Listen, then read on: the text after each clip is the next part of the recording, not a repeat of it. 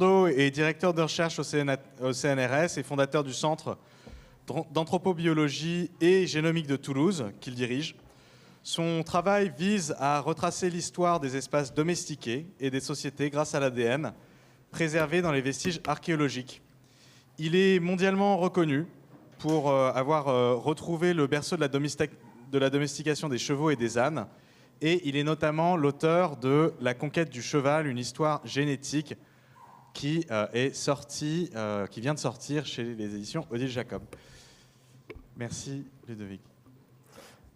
Bon après-midi à toutes et à tous. Je suis ravi d'être là, évidemment, et je voudrais d'abord remercier Grégory, Martin, plus généralement l'UMA et les ateliers pour leur accueil, et puis surtout pour moi, pour me donner l'occasion ici de vous parler d'un exemple qui nous donne l'occasion de parler d'une histoire commune entre les humains, nous-mêmes donc, et un exemple de non-humain que sont les chevaux pour moi. Et de le faire en faisant vraiment de l'histoire d'une manière, et Grégory en a dit deux mots, un petit peu différente, puisqu'elle va s'accorder sur des supports très différents que ceux qu'ont l'habitude de manipuler les historiens, car en effet, les historiens ont par métier l'habitude de travailler des sources visibles, matérielles, telles que des sources textuelles, mais il faut que vous sachiez que depuis une trentaine d'années maintenant, les généticiens manipulent en fait des sources quasiment invisibles, néanmoins matérielles, et ces sources sont des sources presque nanomoléculaires, moléculaires définitivement. Ce sont des molécules d'ADN dont vous voyez ici la double hélice très célèbre depuis les travaux de Watson Crick, qui est plutôt dans un mauvais état, car ces doubles hélices que l'on manipule, nous, paléogénéticiens, on les obtient typiquement du passé, pour faire le lien avec le temps dont parlait Grégory, le temps des gènes condensés. On le décondense parce qu'on a accès aux gènes tels qu'ils étaient piégés dans le passé d'une certaine manière. Alors comment ? Eh bien, ils sont piégés tout simplement dans les vestiges matériels du passé. Ici, une forme d'os d'un individu qui aurait vécu jadis.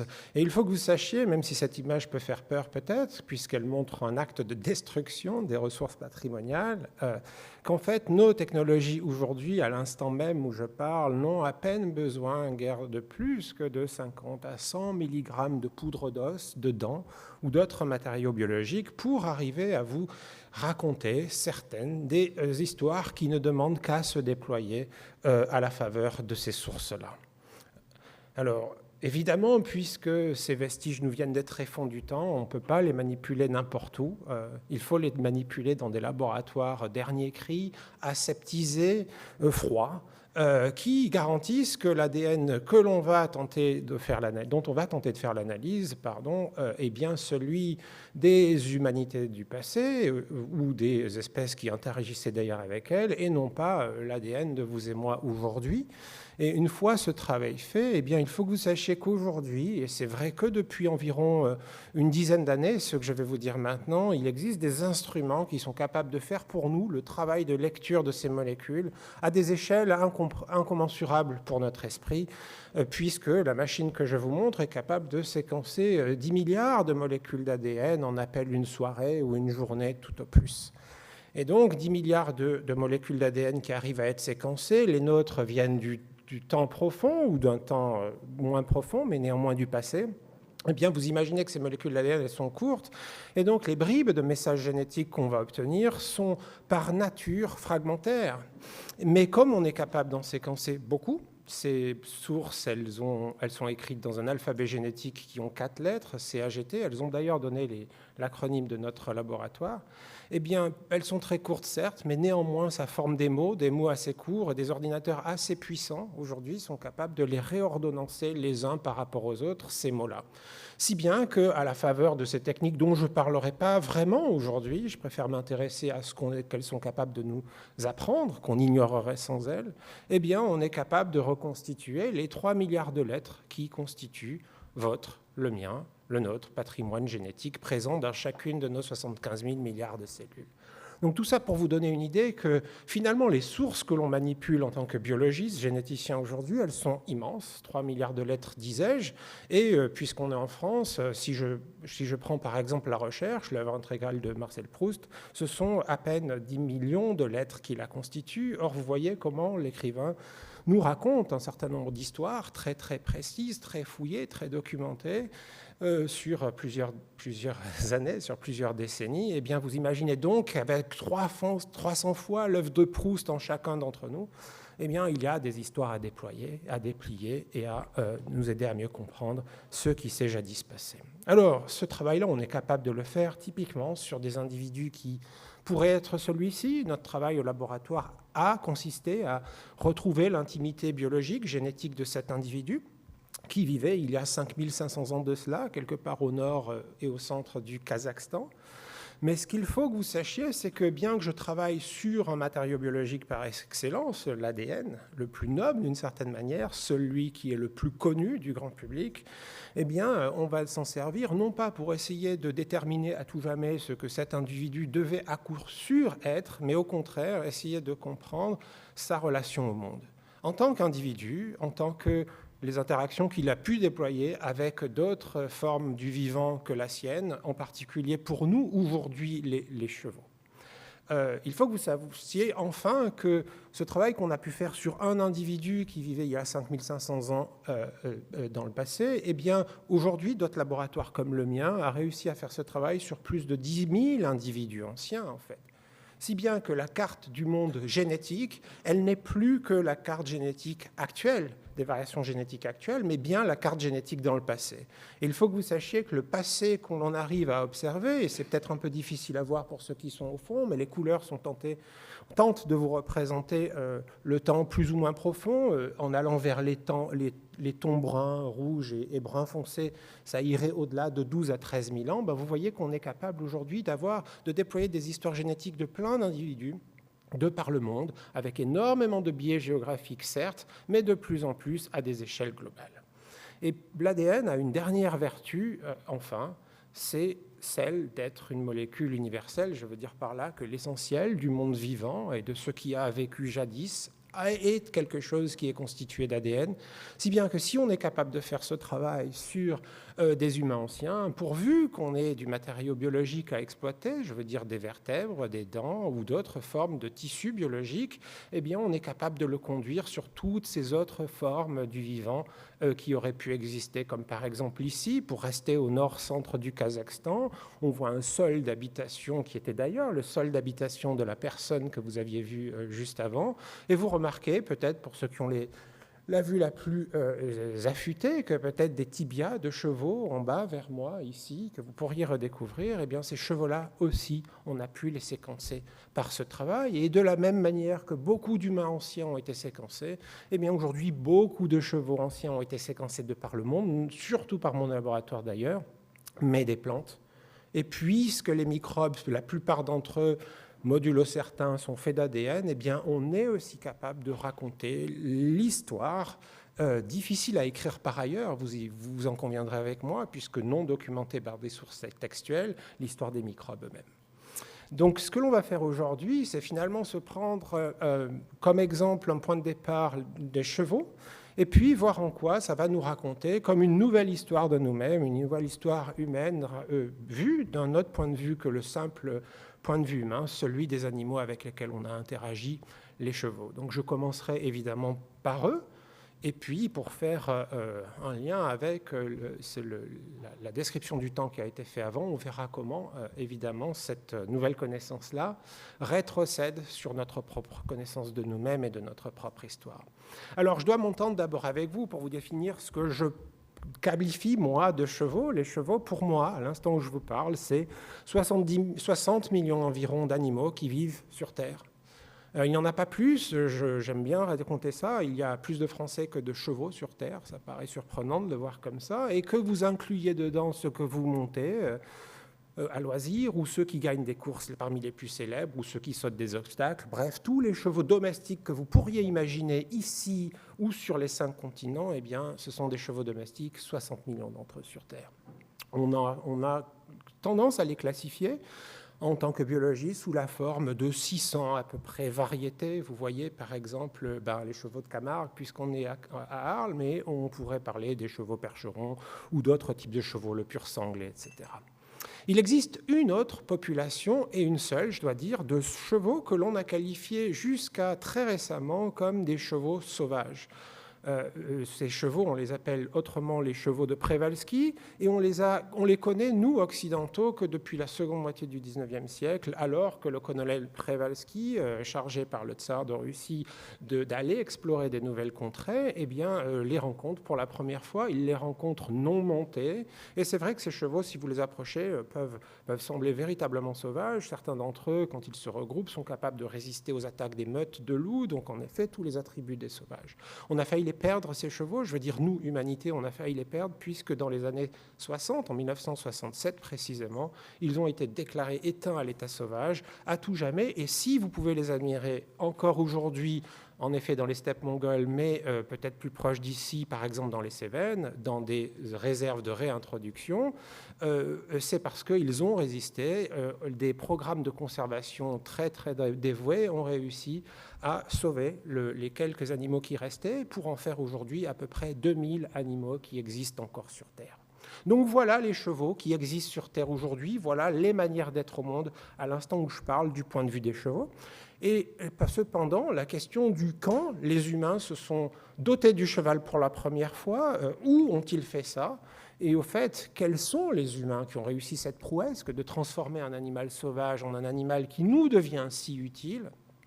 Eh bien, ce sont des questions que la science la plus poussée ne pouvait pas trouver de réponse à ces questions jusqu'à il y a, vous allez le voir, peut-être un an de cela après plus d'une décennie de travaux génétiques dans mon laboratoire.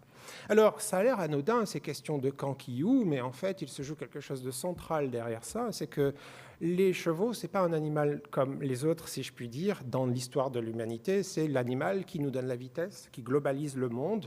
Dans la protohistoire, comme il n'a jamais été global avant lui, je veux dire par là que des contrées qui sont distantes de plusieurs milliers de kilomètres et qui prennent des semaines à rejoindre sont tout à coup à portée de galop, d'une certaine manière. Donc, ce qui nous prenait des mois à traverser prend des semaines, ce qui prenait des semaines prend des jours. Le monde devient global, plusieurs millénaires avant Internet, mais aussi le cheval, c'est évidemment l'instrument par excellence de la cavalerie et des chars de guerre. Donc, les chevaux, ce n'est pas un animal anodin dans notre histoire, puisqu'elle conditionne sous un autre régime les rapports d'affrontement entre les empires, entre les États. Donc le cheval n'est pas qu'un animal de vitesse, il est un animal de guerre et donc un animal politique de fait. Voilà pourquoi il n'est pas anodin que des généticiens essaient de comprendre par le cheval des éléments de l'histoire.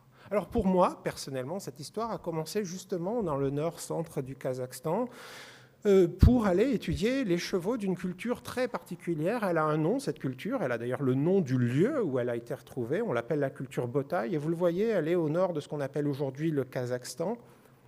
Elle date d'il y a environ 5500 ans, et sans le savoir, c'est elle que je vous montrais tout à l'heure dans cette diapositive. Alors pourquoi on s'intéresse à elle? C'est parce que depuis très longtemps, les archéologues qui font le travail minutieux que les généticiens ne font pas, que de déterrer et de contextualiser toutes ces découvertes, eh bien, ont trouvé beaucoup d'évidence à leur sujet, en particulier à Botaï. C'est plus de 300 000 ossements de chevaux qui ont été retrouvés dans un village d'habitation humaine, et 99% de ces ossements sont des chevaux. Autrement dit, puisqu'il y a tant de chevaux sur place, dans des villages humains, à proximité de ces humains-là, les archéologues pensent que c'est un des foyers possibles de la domestication des chevaux, là que ça s'est passé la première fois, compte tenu de cette simple densité.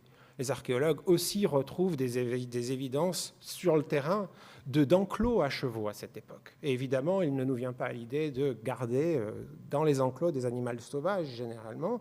Voilà le lien avec la domestication. Mais ça va au-delà. Si vous regardez les dents des chevaux de Botaï, comme une autre source biologique, cette fois, d'information, eh bien, vous vous rendez compte qu'elles portent les stigmates, surtout sur la facette avant des secondes prémolaires, qui sont les dents que vous voyez derrière moi.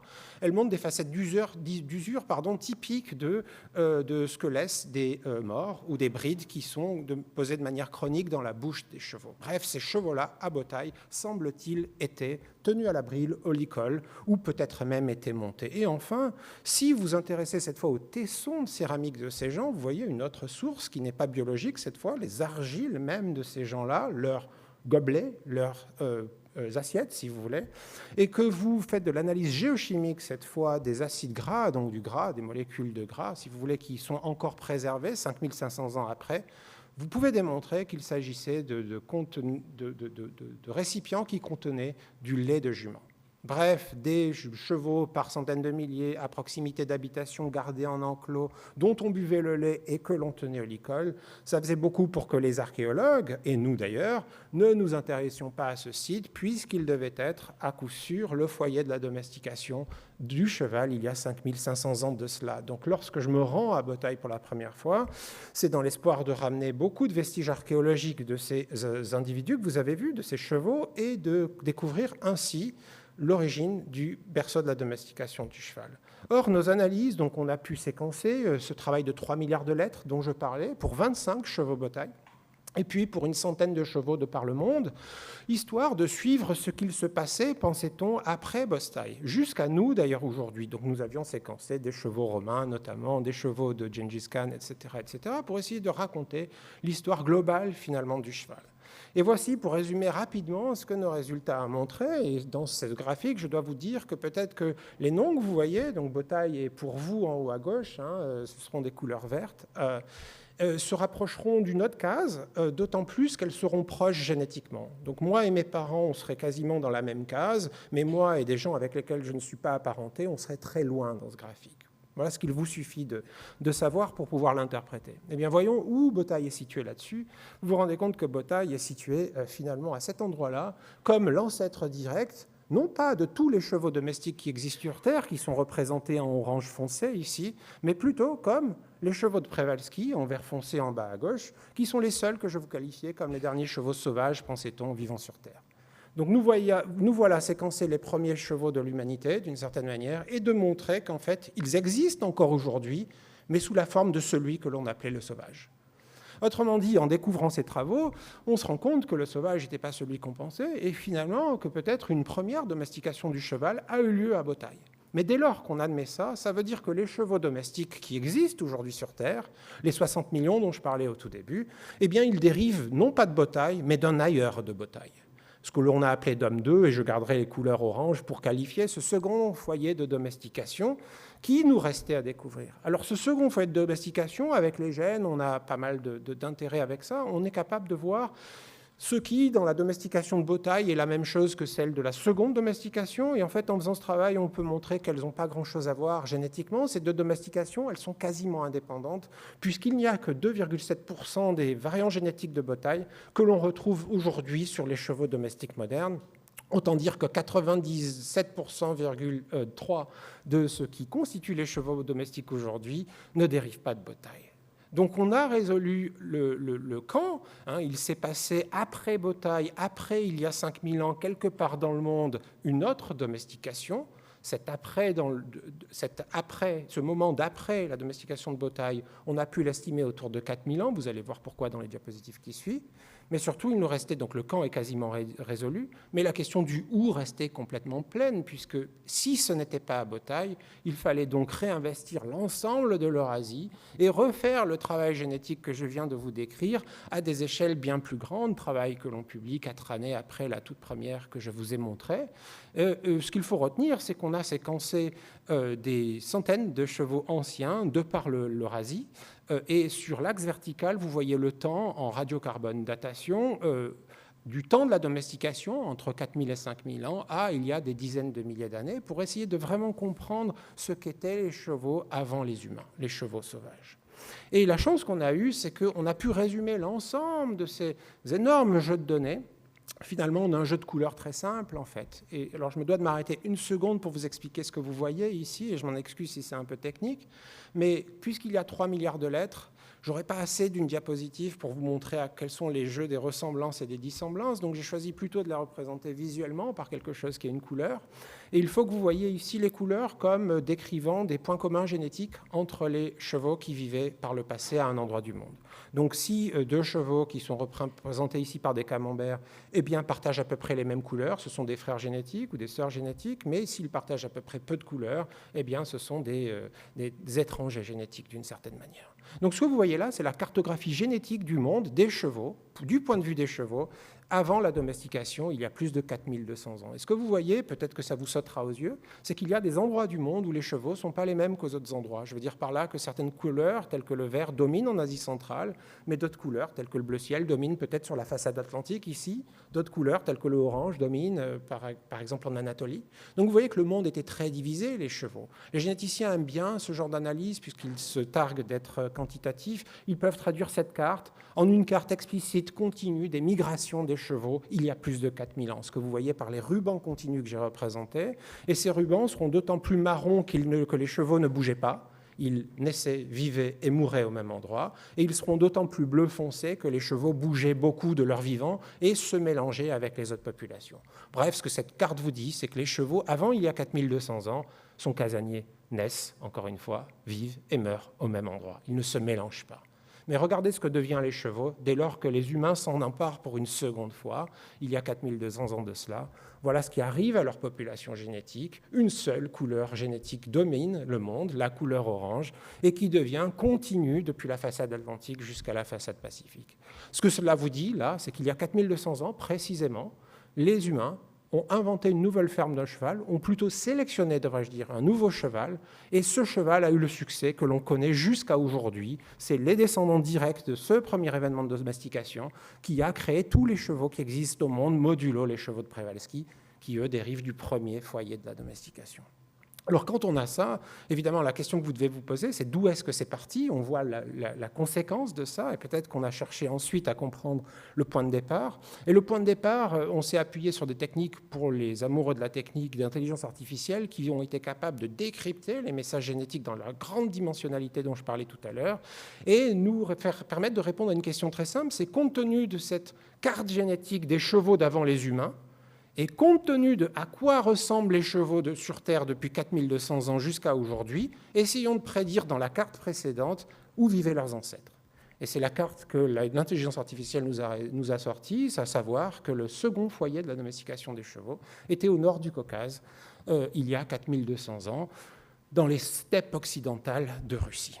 Donc la question du où a été résolue, la question du quand a été résolue il y a 4200 ans. Et ce qu'il faut savoir, c'est que si le cheval se répand de l'Atlantique au Pacifique ensuite, c'est qu'on est capable d'inventer des nouvelles manières de le reproduire, de contrôler sa reproduction. Ce que vous voyez dans l'axe vertical ici, c'est le nombre de chevaux reproducteurs utilisés pour fabriquer des chevaux, si je puis dire, par les humains. Et vous voyez qu'il y a 4000 ans, eh bien, on en a produit 10, 20, 30 fois plus qu'on n'en avait jamais produit, et que le côté naturel des chevaux, l'état naturel des chevaux n'avait jamais produit. Bref, il s'agit bien de la main des humains, ce que l'on regarde. Donc la question du où étant résolue, eh bien, je vais me servir de la question du qui pour finalement adresser ma seconde partie de l'exposé, celle qui est le rapport avec les humains. Et elle n'est pas anodine, cette partie-là, puisque, en fait, les mêmes travaux que mon laboratoire s'est évertué à faire sur les chevaux, d'autres laboratoires de par le monde le font sur les humains du passé. Et en particulier, il y a une culture qui, vous le voyez, n'est pas dans les steppes d'Asie centrale, mais plutôt au nord du Caucase, donc au nord de la Caspienne, si vous voulez, que l'on appelle la culture Yamnaya. Cette culture, elle est associée à une manière d'enterrer ses morts, à une manière d'être nomade au monde, d'utiliser les bœufs notamment, et certains véhicules, notamment des chariots, non pas des chars de guerre, mais des chariots qui sont tirés par les bœufs, à roues pleines, des roues massives. Eh bien, ces humains-là, les travaux génétiques ont pu montrer qu'il y a 5000 ans, ils ont fait des grandes migrations, semble-t-il, jusqu'au contrefort de l'Altaï, vous les voyez, pour essaimer leur culture jusqu'à des milliers de kilomètres de leur foyer de départ. Et très souvent, cette culture-là, elle est dépeinte comme une culture cavalière, comme quasiment l'inventrice du cheval domestique, d'une certaine manière. Cette culture, elle a été dépeinte aussi par des travaux génétiques, en séquençant les restes biologiques de ces individus, comme une culture cavalière qui aurait changé le paysage génétique des populations humaines en Europe il y a 4700 ans, voire 5000 ans de cela. Pourquoi cette culture-là a eu beaucoup de succès? Très souvent, la réponse qui est donnée, c'est parce qu'elle maîtrisait le cheval. Donc c'est elle qui avait dû domestiquer le cheval, finalement le cheval d'homme 2, après la première, et puis qui a eu le succès qu'on a démontré par ailleurs. Elle est aussi présentée comme une culture cavalière pour des tas de raisons, mais en particulier si vous regardez les squelettes des hommes et des femmes de cette culture-là, donc le peuple Yamnaya, vous vous rendez compte qu'ils ont des usures de leurs fémurs, de leurs hanches, et des fractures de leur squelette qui est caractéristique de ce qui peut arriver à des cavaliers parmi vous. Autrement dit, ça semble écoler, sauf que des études quantitatives ont pu montrer que simplement 5%, tout au plus, des squelettes montraient cet arsenal de vestiges de fractures liées, pensait-on, à la monte. Donc déjà, 4% ou 5%, ça ne semble pas beaucoup pour en faire un peuple cavalier. En fait, souvenez-vous de ce que je vous ai dit avant, si les humains étaient donc des cavaliers, en même temps que les gènes humains, les gènes de chevaux auraient dû se déplacer, et donc on se serait attendu à ce que les chevaux qui vivaient en Europe il y a 4700 ans, alors que les humains arrivaient, eh bien, changent aussi génétiquement. Or, les chevaux d'Homme 2, dont j'ai parlé tout à l'heure, vous vous souvenez, ceux qui étaient dominés par des couleurs oranges, eh bien, ils ne ressemblent absolument pas aux chevaux que l'on avait en Europe il y a 4700 ans. Donc ça fait difficile de croire au fait que ces humains-là étaient des humains à cheval.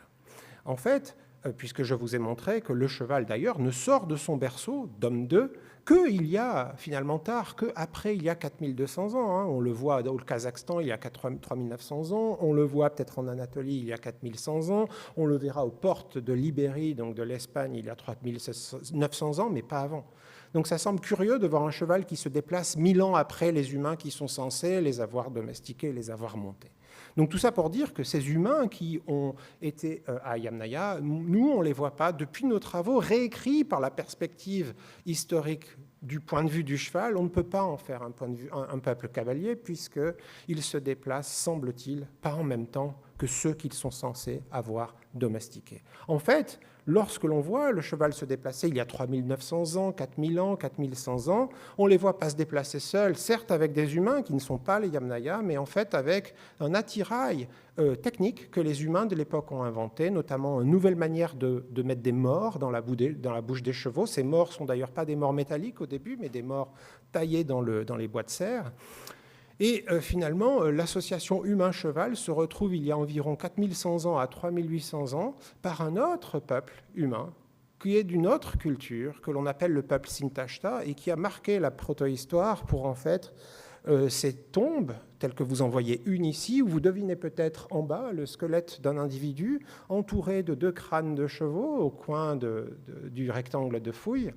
Et puis en bas du rectangle de fouille, vous devinez peut-être ce qui sont des roues rayonnées qui sont vers le bas de l'image. En fait, ces Sintashta ont non seulement domestiqué le cheval, l'ont propagé à des grandes échelles, mais pas simplement parce qu'ils ont trouvé un allié avec le cheval, mais parce qu'ils ont aussi inventé une technologie matérielle qui s'appelle la roue à rayons et d'autres matériaux équestres, une culture équestre qui a permis d'utiliser au mieux la force motrice du cheval pour la première fois.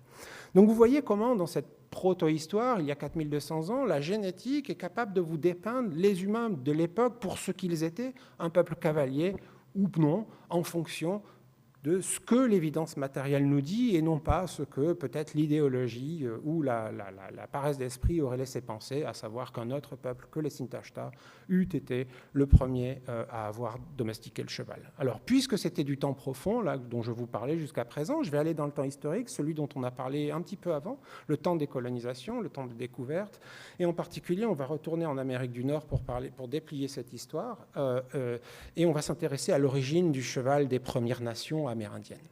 D'un point de vue d'un généticien ou même d'un historien ou d'un écologue occidental, l'histoire serait très simple pour les chevaux des Amériques. Bien que les chevaux soient apparus il y a 4 millions d'années aux Amériques, eh bien, ils ont fini par s'éteindre aux Amériques autour d'il y a 12 000 ans. On pense ça semble raisonnable de penser ça, puisqu'il n'y a pas de paléontologue qui trouve des traces de chevaux aux Amériques après 12 000 ans. Il n'y a plus de vestiges. En absence de vestiges, ils se sont donc éteints. Et donc, s'ils se sont éteints aux Amériques, finalement, le cheval ne serait revenu aux Amériques qu'à la faveur de la colonisation, lorsque les conquistadors amènent des chevaux pour la première fois sur le continent, non sur les îles, en 1510, et puis le cheval aurait fini par passer à la main des Premières Nations amérindiennes. Souvent, on retient dans nos reconstitutions historiques la date de 1680 comme la révolte des Pueblos, qui est cette date où les Pueblos, donc une Première Nation amérindienne, renversent le pouvoir colonial conquistador au Nouveau-Mexique pendant une vingtaine d'années et met la main, de fait, sur un grand nombre de chevaux et donc est, pense-t-on, capable de les redistribuer à des échelles importantes en Amérique du Nord à d'autres nations premières. Voilà le modèle tel qu'on l'enseigne généralement. Mais en fait, depuis quelques années, ce modèle il commence à être remis en question puisqu'il y a des évidences de l'ADN environnemental, celui, on a parlé du recyclage de la terre, celui qui se retrouve non pas seulement dans les fossiles, mais dans les argiles en fait. Et certains argiles ont pu être datés autour d'il y a 6000 ans et ont délivré de l'ADN de cheval aux Amériques. Donc s'il y a de l'ADN sans cheval, ça paraît impossible, c'est donc que peut-être les chevaux ne se seraient pas éteints. Et s'ils ne s'étaient pas éteints aux Amériques, alors ils auraient pu passer à la main des Amérindiens depuis toujours. Les Lakota disent depuis les temps immémoriaux, mais en tout cas bien d'avant l'année 1680, dont je vous parlais avant, associée à la révolte des Pueblos. En fait, il y a d'autres évidences, même sans évoquer une non-extinction des chevaux aux Amériques. Il y a d'autres évidences qui commencent à s'accumuler pour montrer que les Norse, les Vikings, si vous préférez, ont établi des plans d'habitation, des villages, si vous voulez, en Amérique du Nord, sur le continent, dès l'année 1020. Et donc, s'ils ont amené dans leur drakkar non seulement les humains, peut-être auraient-ils pu amener des chevaux, et les chevaux auraient donc peut-être pas pu passer aux mains des Amérindiens et des Premières Nations, eh bien, avant le contact par les conquistadors. Bref, les modèles que l'on avait, semble-t-il, qui étaient aussi robustes, eh bien, sont-ils vraiment si robustes que cela? Et c'est pourquoi, en fait, c'est avec toutes ces questions en tête que Yvette Running Horse Collin m'a contacté en 2018 pour me faire part de ses doutes quant au modèle occidental d'acquisition du cheval par les conquistadors, par les peuples des Premières Nations amérindiennes. Elle m'alertait sur le fait que, en effet, les traditions orales, Lakota, mais d'autres aussi, Comanche notamment, ne sont pas compatibles avec une extinction du cheval aux Amériques, puisque pour les Lakota, je me répète, les Lakota auraient le cheval depuis les temps immémoriaux, autrement dit depuis toujours. Et donc, évidemment, fort de tout ça, je lui réponds en lui disant venez dans mon laboratoire, travaillez avec nous pour faire de la génétique sur les chevaux historiques que l'on peut encore retrouver dans les vestiges archéologiques aux États-Unis, et séquençons les chevaux des Lakota et des autres Premières Nations pour essayer de mieux comprendre l'histoire de votre rapport des humains avec les chevaux. Souvenons-nous le joli mot de Grégory, l'histoire commune entre humains et non humains, fantôme, disait-il. Et donc, ce que l'on a fait dans un travail très récent, c'est séquencer des chevaux que vous voyez ici en rose, qui sont des chevaux qui vivent aujourd'hui avec beaucoup de Premières Nations amérindiennes, les Lakota, que l'on appelle ici d'ailleurs les Sioux bien souvent, les Comanches et bien d'autres, les Pueblos et bien d'autres. Et puis, on a séquencé des chevaux historiques qui datent d'avant, aujourd'hui, donc des temps coloniaux. Ils sont représentés en rouge ici, et puis d'autres vestiges qui sont notés en jaune, tout en haut en Alaska. Là, vous voyez, c'est un cheval qui vivait il y a 12 000 ans et un autre qui vivait il y a 20 000 ans en Amérique. Et grâce à ces évidences génétiques et archéologiques, on a essayé de comprendre qu'est-ce qu'on manquait dans ce système. Eh bien, pour accélérer, ce que l'on a pu montrer grâce à la radiocarbone datation, c'est que ces vestiges-là, qu'on a pu dater d'avant la révolte des Pueblos, autour de l'année 1600, donc 80 années avant la révolte des Pueblos, eh bien, étaient clairement des chevaux qui recevaient un soin vétérinaire indigène. Et on sait ça notamment parce que la fracture qui aurait dû tuer celui-ci, vous voyez, qui a déformé l'avant de ce cheval, elle aurait dû le tuer. Cette fracture, elle a été résorbée. Donc ce cheval a survécu parce qu'il a eu des soins vétérinaires. Et on sait que ce sont des Indiens qui ont donné ces soins-là, puisque si on fait une analyse de ce que mangeaient ces chevaux par isotopie, on peut montrer qu'ils mangeaient du maïs. Et donc le maïs, c'est une plante indigène et non pas une plante européenne. Par des tas d'évidences comme ça, on a pu donc montrer que les Indiens d'Amérique avaient le cheval avant 1680. Mais par des évidences génétiques, on a pu montrer par ailleurs que le cheval qu'ils ont aujourd'hui et qu'ils avaient dès l'année 1600 et depuis 1600 était un cheval qui n'a rien à voir avec celui qui vivait aux États-Unis il y a 12 à 20 000 ans de ça, qui est en jaune tout au bout. Vous voyez qu'il est très éloigné des chevaux roses et rouges qui caractérisent les chevaux des nations amérindiennes aujourd'hui et depuis 1600.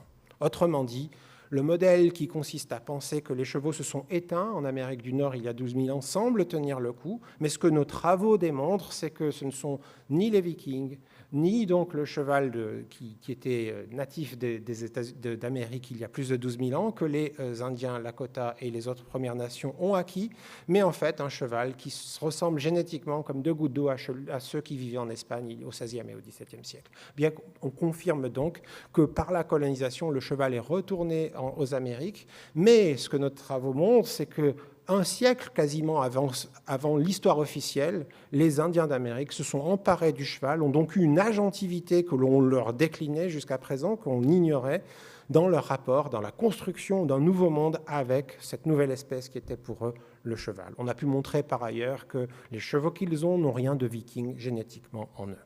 Et c'est d'ailleurs là une des conclusions que je vais vous donner aujourd'hui, c'est que fort de ces résultats, évidemment, on a travaillé main dans la main avec le peuple Lakota.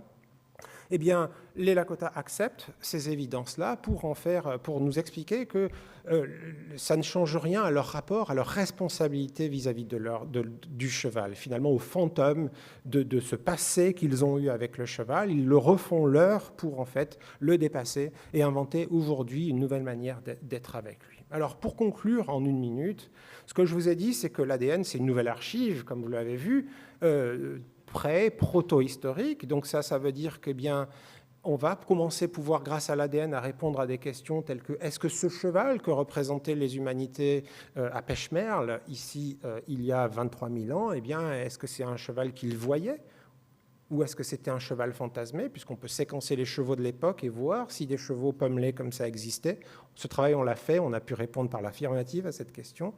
Mais c'est aussi une archive pour les sans-archives, je devrais dire pour les sans-archives habituels, quoi. Ceux qui n'ont pas de texte, ceux qui ont une tradition orale. Grâce à l'intimité génétique, on est capable de les aider à retrouver leur histoire, notamment dans le contexte affreux de la colonisation.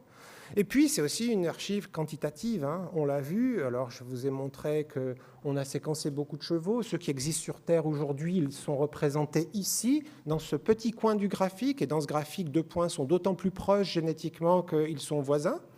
Mais en fait, les chevaux, il y a 4000 à 5000 ans, regardez la place qu'ils prenaient dans le graphique, ils prenaient une place colossale.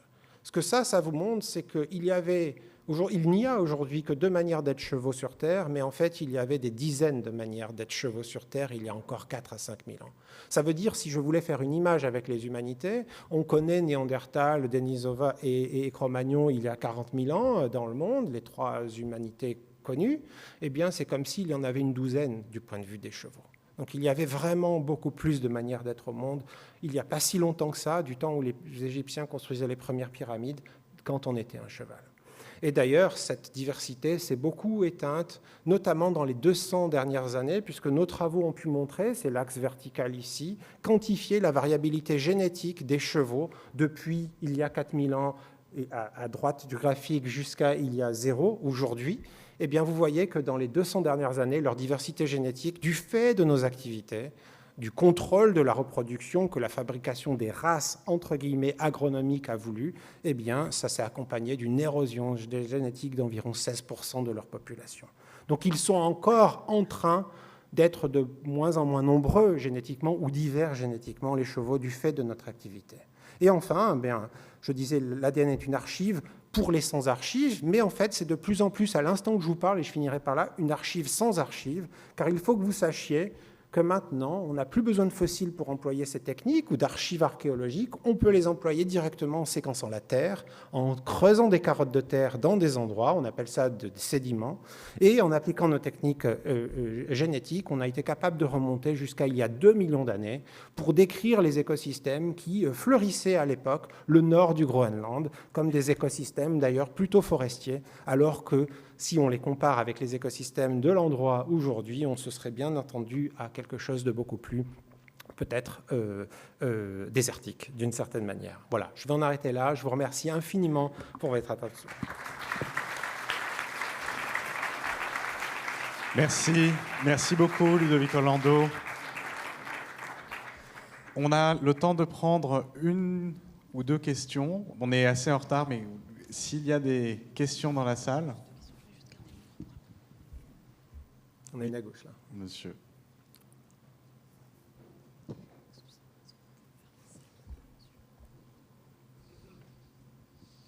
Bonsoir. C'était une question que je souhaitais poser initialement à M. Hartog. Ah, mais alors peut-être qu'il faudra lui... Je m'excuse, mais on va se concentrer sur Ludovic Orlando et vous aurez du temps pour lui poser plus tard. Après, vous pouvez venir, hein, ça me va aussi. Hein. Merci beaucoup. Une autre question, Laurence? Vraiment, excusez-moi, hein, c'est pour qu'on garde une continuité dans les... Là, ici, je vais la porter. Oui, c'est juste une question peut-être un peu technique par rapport au fait de déclarer des familles par rapport à des capitales qui se ressemblent. C'est quoi le seuil pour déclarer qu'on est dans une catégorie ou une autre tout d'un coup ? Alors, c'est une bonne question. Alors, l'intuition, c'est qu'on mettrait des seuils. Il y a toute une école de pensée qui met des seuils. Autrement dit, à partir d'on va dire un certain pourcentage de points communs, on les mettrait dans une boîte qu'on appellerait famille, puis peut-être population, puis peut-être espèce, vous voyez. Mais en fait, il y a toute une autre manière de penser les données génétiques qui se veut plus continue. Donc on peut manipuler des mathématiques continues qui nous permettent de décrire les rapports entre objets génétiques. Et c'est ceux-là que j'ai utilisés là. Donc là, ça ne nécessite pas des catégorisations en boîte, si je me fais comprendre. Oui, Valérie.